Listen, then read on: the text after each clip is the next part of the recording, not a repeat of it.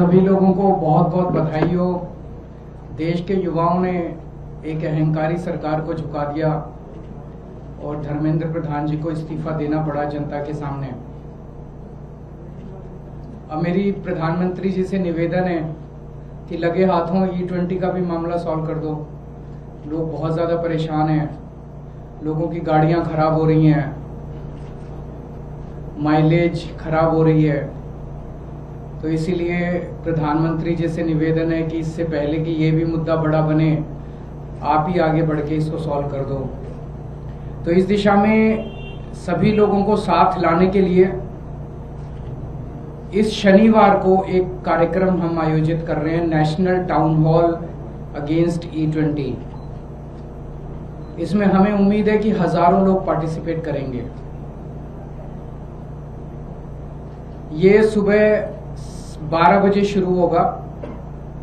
जो लोग दिल्ली और आसपास के शहरों के लोग हैं जो फिजिकली आ सकते हैं, वो कॉन्स्टिट्यूशन क्लब में पहुंचे, 11:30 बजे तक पहुंच जाएं।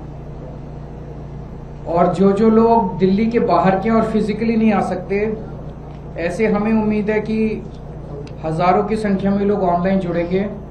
ऑनलाइन जुड़ने के लिए एक फोन नंबर है 8588883212, 8588883212। इस नंबर पे व्हाट्सएप कर दीजिए। हम शुक्रवार को शाम तक आपको एक लिंक भेज देंगे। आप अगले दिन सुबह 11:30 बजे के बाद किसी भी टाइम उस पे लिंक पे क्लिक करेंगे तो आप ऑनलाइन हमारे साथ जुड़ सकते हैं। इस टाउन हॉल में हमारी उम्मीद है कि हम इस इशू पे इंटरेस्ट रखने वाले सभी एक्सपर्ट्स को, सभी पीड़ितों को, जो लोग दुखी हैं इस मुद्दे से, जिनकी गाड़ियां खराब हो गई हैं, जो इस मुद्दे में इंटरेस्ट रखते हैं, एक्सपर्ट्स हैं, सब लोगों को एक प्लेटफॉर्म पे लाके सबको बोलने का मौका देंगे। और आगे की रणनीति तय होगी कि इस मुद्दे पे सरकार को कैसे फोर्स किया जाए कि सरकार इस E20 को विड्रॉ करे। तो मेरी लोगों से विनती है कि ज़्यादा से ज़्यादा संख्या में इसमें पार्टिसिपेट करें। फिजिकली आना चाहें फिजिकली भी कर सकते हैं और वर्चुअली आना चाहें वर्चुअली भी पार्टिसिपेट कर सकते हैं। अगर आपका कोई प्रश्न है तो आप बता सकते हैं। सर, आपने कहा कि इससे पहले कि यह मुद्दा बड़ा बने, सरकार से अपील की, क्या आप लोग नेशन वाइड इसको लेकर प्रोटेस्ट की? सब कुछ करेंगे। अभी ये शुरुआत है, बीच में हो गया था। आपको याद होगा मैंने एक ऑनलाइन पिटीशन भी शुरू की थी प्रधानमंत्री के नाम। उसमें 2 लाख से ज़्यादा चिट्ठियाँ आ चुकी हैं, जिसको लेके अगले हफ्ते मैं प्रधानमंत्री के घर भी जाऊंगा, लेकिन वो इसके बाद, शनिवार के बाद। तो अभी शनिवार को इसमें ज़्यादा से ज़्यादा लोग पार्टिसिपेट करेंगे। सर, अभी जो सरकार की तरफ से आश्वासन दिया गया था छात्रों पे कार्रवाई नहीं होगी, बिहार, पश्चिम बंगाल, कई राज्यों में पुलिस एक्शन दिख रहा है, वो सही नहीं है। इस तरह से अपने ही लोगों के ऊपर इस तरह से एक्शन लेना सही नहीं है। खासकर पूरे देश के सामने सरकार ने ये वादा किया कि हम छात्रों पे कोई एक्शन नहीं लेंगे, लेकिन अब छात्रों के ऊपर पुलिस कार्रवाई की जा रही है, मुकदमे किए जा रहे हैं, लाठीचार्ज किया जा रहा है। तो इससे तो यही लगता है कि ये सरकार झूठी है, जो भी बोलती है अपने बात पे कायम नहीं रहती है।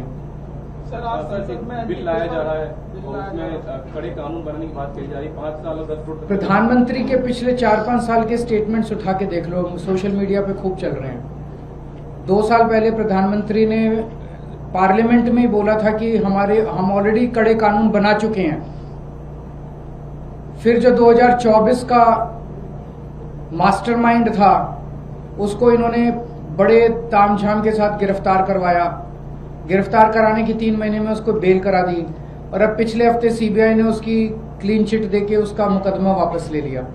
तो अगर नीयत ही नहीं है सरकार की, प्रधानमंत्री जी की नीयत ही नहीं है पेपर लीक रोकने की, प्रधानमंत्री जी की नीयत ही नहीं है माफिया के खिलाफ एक्शन लेने की, तो जो मर्जी कानून बना लो। कानून बनाने से क्या होता है? और अगर नीयत हो तो कानून तो ऑलरेडी बहुत है। अगर आपने उनके खिलाफ एक्शन लेना है तो ऑलरेडी बहुत कानून है जिनके अंदर उनको सजा दिलाई जा सकती है। लेकिन फिर भी कड़े कानून और बनते हैं तो हम उसका स्वागत करते हैं, उसमें कोई दो राय नहीं है। लेकिन पहले नीयत होनी चाहिए उनको पकड़ के जेल में डालने की, उनको कड़ी से कड़ी सजा दिलवाने की।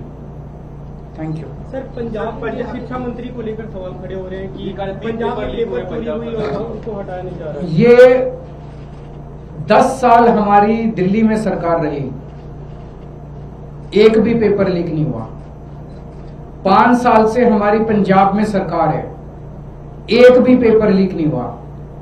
ये बात इनको चुभ रही है बहुत बुरी तरह से, और ये देश के सारे देश के सामने है कि भारतीय जनता पार्टी के हर राज्य के अंदर पेपर लीक हो रहे हैं, और आम आदमी पार्टी की 2 राज्यों में सरकार बनी, एक भी पेपर लीक नहीं हुआ। ये जिस पेपर के बारे में आरोप लगाया जा रहा है, 2 सेंटर्स के अंदर कुछ बच्चे स्मार्ट पेन लेके अंदर चले गए, स्मार्ट पेन के जरिए उन्होंने बाहर पेपर की स्कैनिंग करके फोटो बाहर भेजने की कोशिश की, ताकि बाहर से उनके आंसर्स आ सकें। चीटिंग करने की कोशिश की। वो 10-12 बच्चे जो भी थे वो उसी टाइम वहीं पकड़े गए। कोई पेपर लीक नहीं हुआ है। तो ये झूठा आरोप लगा रहे हैं पेपर लीक हो गया, पेपर लीक हो गया, क्योंकि इनके पास कुछ कहने को नहीं है।